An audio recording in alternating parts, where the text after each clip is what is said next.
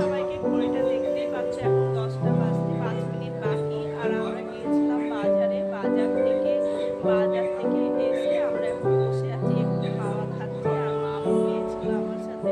তো আজকে জামাই ষষ্ঠীর জন্য বাজার তো জামাই ষষ্ঠীর জন্য করিনি, কালকে মামের স্কুল আছে, তাই স্কুল যাবে সকালে, তাই একটু বাজার করে নিয়ে আসলাম। আর বিকেলে আমাদের দুপুরে খাওয়া দাওয়ার নিমন্ত্রণ আছে ভাইদের বাড়িতে, ওই জন্য আর রান্না বান্নার কিছু করিনি। আর ঘরটা ভাবছি আজকে গোছাবো, ঘরটা খুবই অগোছালো হয়ে আছে, তাই আজকে সারাদিন ঘরটা গোছানোর পালা। তো কি কি বাজার করেছি যখন বাজারে ব্যাগটা করতে সব দেখাবো।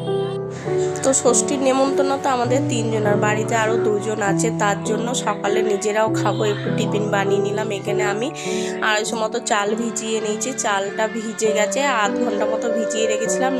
একটা নারকেল কুচিয়ে নিয়েছি, এবার মিক্সি দিয়ে এটা গ্রেট করে নেবো। তো পুরো এটা আমি করে নিয়েছি, সব মিশিয়ে নিয়েছি, গ্রেট করে নিয়েছি, একটু লবণ দিয়ে দিলাম, কড়াই বসিয়ে দিয়েছি। এবার এটাকে ভেজে নেব। এটা আমি বানাতে গেছিলাম ধোসা, কিন্তু ধোসা হলো না, ধোসার জায়গায় ঘষা হয়ে গেল। ঘষার পরে আর আমার ধোসাটা হলো না, তাই ওইটা এমনি গুলনুরিটুর মতো বানিয়ে নিলাম।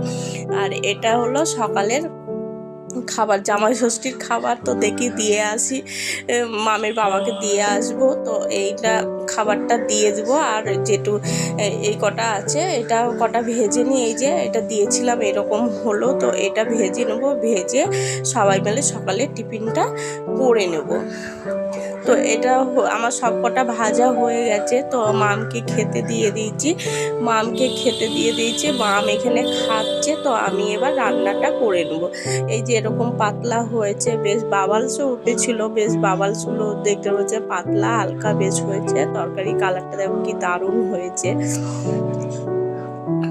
তো সকালে টিফিন করে চলে এসেছি, এখানে আমার রান্নাও হয়ে গেছে। এখানে আছে গাটি কচু, আলু, পেঁপে, বেগুন আর সজনের ডাঁটা দিয়ে তরকারি করছি। তরকারিটা আমার হয়ে গেছে, এবার নামিয়ে নেব। পাশে ভাত হচ্ছে, আজকে প্রচণ্ড গরম, কালকে একটু বৃষ্টি হয়েছিল, তাও ঠান্ডা নেই। এখানে নিয়ে নিয়েছি চিকেন, আজকে চিকেনটাই বানাবো, একদম মশলা মাখিয়ে একবারে বসিয়ে দিয়ে বানাবো আজকে চিকেনটা। পেঁয়াজটা কেটে মিক্সিতে মশলাগুলো আদা রসুন কাঁচা লঙ্কা টমেটো নিয়ে কেটে নিয়েছি, আলু। আর এখানে চলছিল মামের স্কিন কেয়ার। তো আমার ভিডিওটা এই পর্যন্ত। ভিডিওটা যদি ভালো লাগে অবশ্যই একটা লাইক করবে।